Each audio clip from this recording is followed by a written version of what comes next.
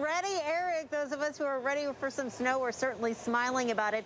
The key word that we heard today was preparation. So if we indeed do see snow, city officials are asking folks to be prepared. Seattle and snow don't always see eye to eye. It's why Brian Mitchell takes the bus. It's much nicer and easier. We definitely are encouraging people to use transit whenever possible.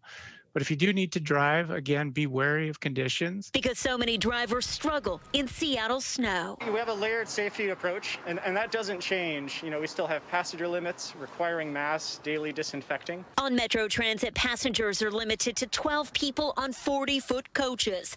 On 60-foot coaches, passengers are restricted to 18 people. And I know that there are some instances where the bus might be full, 3 people get off, but 5 people get on, and then you're over capacity. How are you going to be handling that if more people are going to be boarding with snow on the ground? Sure. We're generally not turning people away in that situation, but we do ask customers to be aware.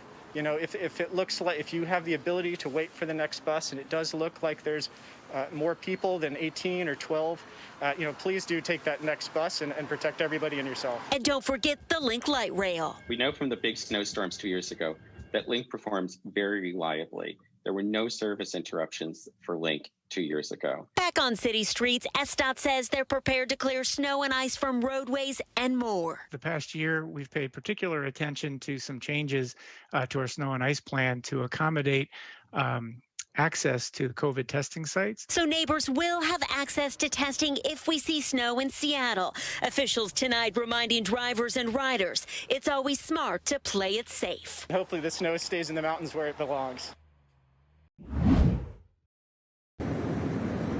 Mary Preston, we all know how really hard it is to get a COVID-19 vaccine appointment right now. Now imagine if that gets canceled or you can't even get there. And that's what a lot of people are worried about with this winter storm.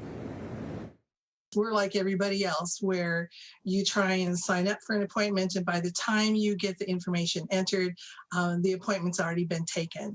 It's already been a nightmare getting a COVID-19 vaccine appointment for Kathy's husband. We spent a couple of weeks trying to get that appointment and finally did. But now they're worried an impending winter blast could impact their hard-earned appointment. They would have to travel from remote Carnation to the site in Kent. We're just a little concerned about what the roads are going to look like as to whether we can even get there. The anticipated below-freezing wind chill has already forced a vaccine shuffle in King County. COVID-19 vaccination appointments for this Thursday through Saturday at the Auburn drive-through site had to be moved indoors to the Kent Showware site. On the ground, at least 30 plows, de-icers, and sand spreaders are ready to go, giving priority to medical routes. Those are the roadways that are clear for fire, EMS. They're usually roads that connect to hospitals or other essential services. In Pierce County, the health department is opening registration for 2 drive-through vaccine events in Tacoma Wednesday morning, but they're waiting to learn more about the incoming storm. In Snohomish County, the vaccine task force is watching the forecast closely, working on site vaccination plans to maintain safe access as long as the weather allows. We're certainly going to try. If it comes to the point where it's taking down trees and branches, you know, we're not going to risk that.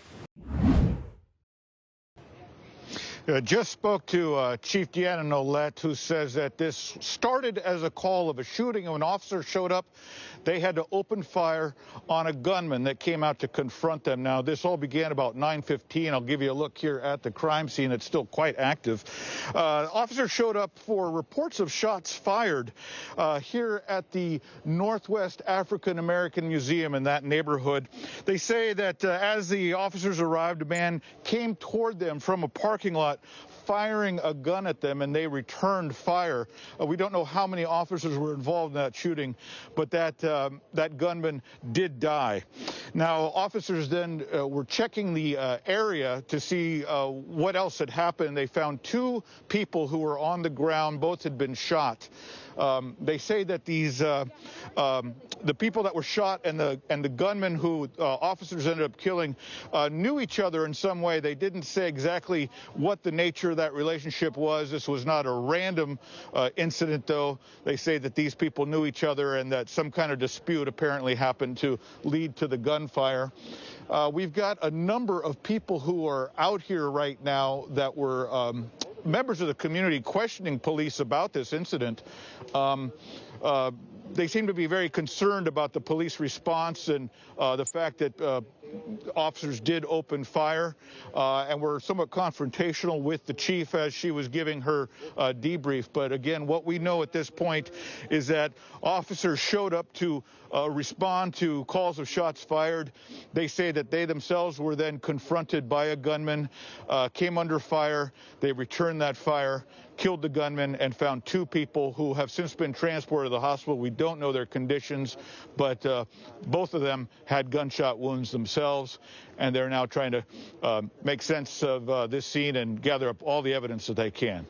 Hi, everybody. Thanks for checking out our YouTube page. I'm meteorologist Shannon O'Donnell from the KOMO weather team. You can see more of our videos right here by clicking on the video links for additional news from the Seattle area and Western Washington. Oh, and don't forget to click the subscribe button below so you don't ever miss our YouTube updates.